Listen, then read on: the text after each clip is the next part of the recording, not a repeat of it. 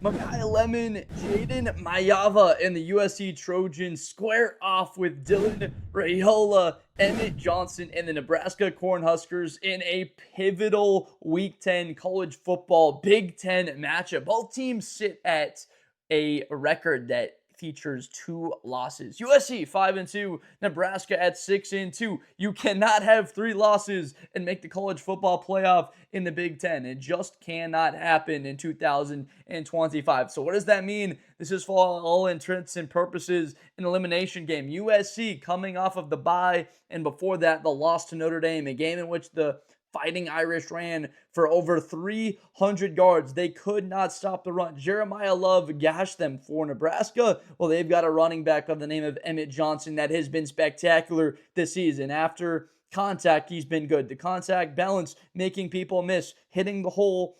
He has been fantastic as well in the red zone. Emmett Johnson's what you want in a featured running back. One of the more underrated players in all of college football.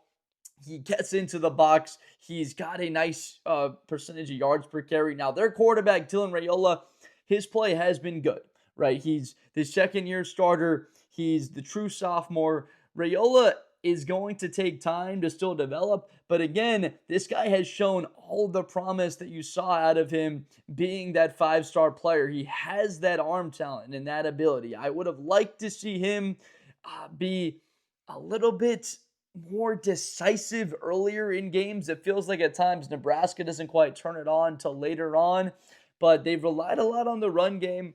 They've been playing a style of football that says, hey, shorten this game a little bit, rely on our ground game, not put our quarterback in spots to potentially turn it over. And you see a game against Northwestern where they only had 22 passing attempts to 39 rushes. What does that tell you? They want to keep Dylan Raiola in favorable spots, 3rd and 3, 3rd and 4. In a spot where, all right, we can punt the football and trust our defense instead of putting Raiola into difficult spots. Now, the USC team, they don't really care. Jayden Maiava, we're going to test you, man. 42 passing attempts against Notre Dame, bit up and down. He had 330 yards against one of the best secondaries in the country. Makai Lemon found a way to manage 76 receiving yards throughout the night in South Bend. He was mirrored by probably the best corner in college football in Leonard Moore. Him and Mansour Delane have a good argument for who's the best, but he found a way looking for his matchups. And when you've got a superstar opposite of him in Jacoby Lane, a little bit of the bigger body, the spectacular catch kind of guy, it helps because he can take the double coverage. He can take the coverage from Leonard Moore. Those rotations of Gray and Moore, that was one of the more fun matchups that you get to watch in a dynamic wide receiver duo, explosive players that have been great with a quarterback throwing the football accurately and attacking every blade of grass, whereas Notre Dame had a great secondary to be able to match up with that. Now, Notre Dame had 6 tackles for loss.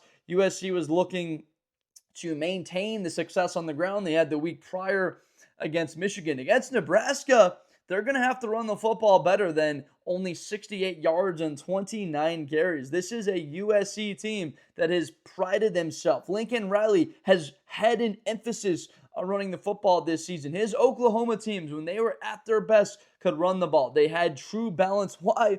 Because that opens the explosive play. You know, Lincoln Riley's a pass guy. He wants the explosives, but first, he's a run the football first, pound it, so that they have to respect it. They bring an extra linebacker into the box. They get out of sub packages into base defense where there's maybe 3 linebackers on the field, and then we're able to take advantage based on personnel mismatch with faster players on the field. And it just wasn't able to go that way against Notre Dame because they felt themselves behind after going up by, I think it was, 4 points. Jadarian Price takes the return for the touchdown and gives Notre Dame the lead immediately back when it felt like USC was settling into that game. One of the bigger moments of their season, not even to speak of Jadarian Price. He had 90 rushing yards against USC and a touchdown. It wasn't just the Jeremiah Love show. Thankfully for the Trojans, they stuck with their in the game. They were competitive. CJ Carr didn't play well. I think Dylan Raiola still has another season of developing to go, another offseason where he can be at the level Jayden Maiava is. Maiava's got a bit more experience. The downfield accurate, aggressive passer. He's got better weapons to work with. Understand this. When you have a Lincoln Riley and you have those USC Trojan weapons, and certainly helps you a little bit more to have better statistics, to play at a level in the red zone where you can throw passes that are maybe not quite as accurate, and those guys can get out there and make plays. Really excited for this one because, look, Big Ten football comes down to the run game at the end of the day. King Miller rushed for all those yards against Michigan, and then the next week against Notre Dame, he goes for 70. For Nebraska, with Emmett Johnson, they're fine giving this man the football 30 times. Say, hey, you go out there and win this football game for us. Our offensive line, we're really going to try and lean on that, stretching this out. Nebraska has no problem playing this game close. One score game in the fourth quarter is where they'll feel the most comfortable. This is a prime time game, Memorial Stadium, under the lights, a 4:30 kickoff California time. That's when I'll be watching it out here in the South Bay.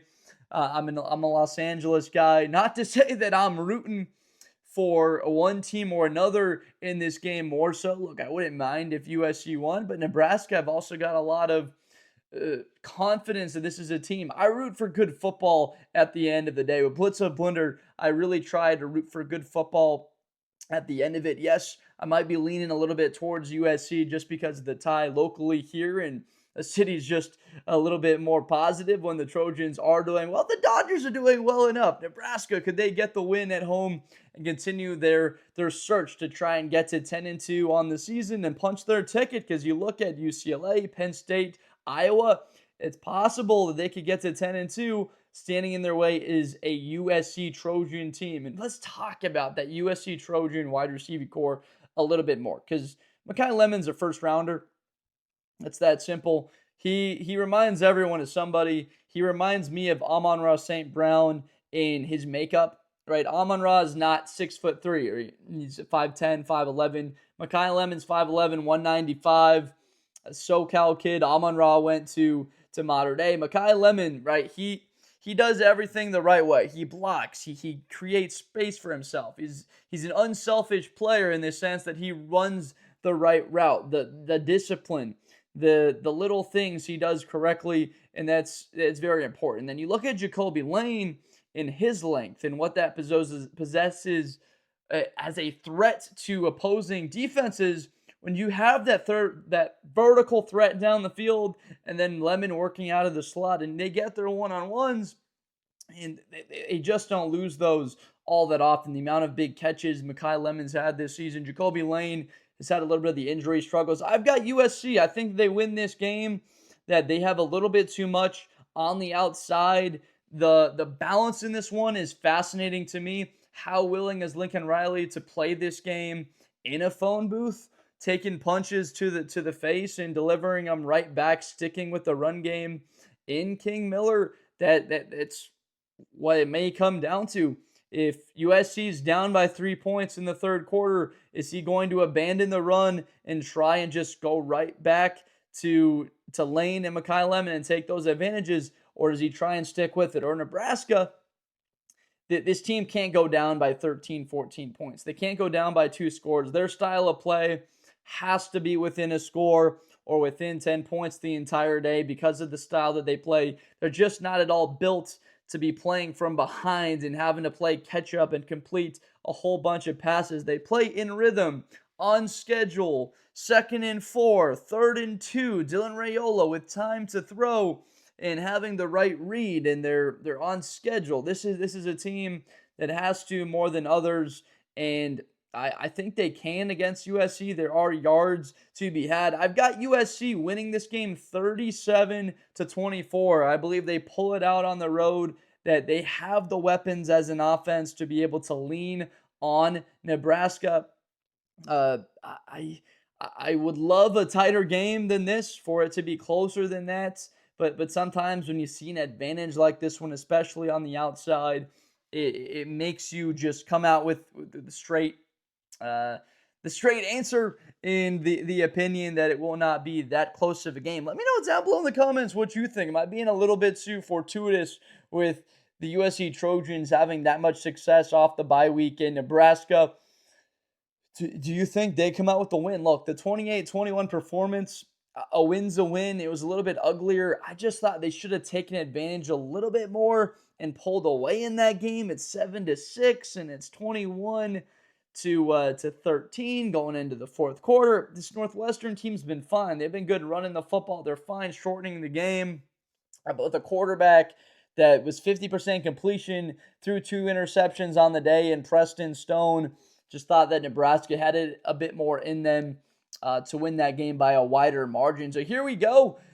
College football playoff implications, without a doubt. Loser of this game, all but eliminated and knocked out for the season. There's been tough losses. Nebraska knows what it like in a big Friday night game against Minnesota on the road earlier in the season, against Michigan, a couple of tough ones, and then USC, of course, the road one to Illinois, the road one against Notre Dame. So what are we noticing here? 3 of the 4 losses combined for these teams on the road, and I'm saying USC picks it up on the road, so going on a whim, saying that they win this game by 2 scores in a wide margin. Just have a feeling that they have what it takes on the outside here, once again, to state that again. So please subscribe for more content in the future with Blitz with Blender again. I'm Josh Blender. Appreciate you guys more than you can know for watching these videos, engaging. Get down there in the comments. If it's not just about the game, let me know your thoughts. What are your 12 teams make the playoff? I make NFL videos quite a bit just as well, previewing these. Let me know what type of other content you want to see in the future. Let me know about, I'm going to be coming out with lists of the top 10 quarterbacks more, making videos about some of my rankings, as the best part of this is the intersection between the college and NFL sport. How these college guys get to the NFL level, we can talk about them, or in the offseason, in the NFL draft time, preparing for which teams have a need in the NFL and which guys from college sort of enter into those ranks. Some NFL players in this game. Looking forward to it. Thank you so much for watching. And I, of course, will see you next time. Let's enjoy USC at Nebraska. Best player in college football. That Georgia and Ohio State game, New Year's Eve, is going to be a classic. Josh Blender, hi everybody, I'm Josh Blender. To the 40, 35, 30, Espinosa to the 20.